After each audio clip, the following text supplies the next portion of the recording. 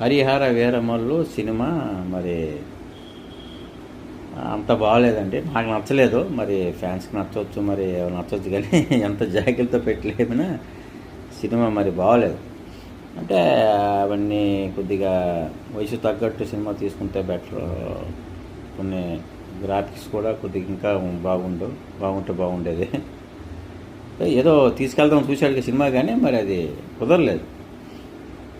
రాంపిరి సెజ్జి వల్ల ఏమో తెలియదు, కానీ మరి సినిమా ఆయన తగ్గట్టు సినిమా కాదు.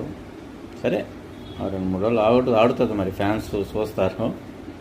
సినిమా అయితే అంతా ఏం బాగోలేదండి. మరి అలాగంటే మరి ఫ్యాన్స్ ఇంకా వేరే విధంగా అర్థం చేసుకుంటారు, కానీ సినిమాలో అసలు మ్యాటరే లేదు, అసలు ఆ స్టోరీ లేదు, అసలు ఆ క్లైమాక్స్ అసలు ఎంత ఘోరంగా తీసేదంటే క్లైమాక్సే లేదు.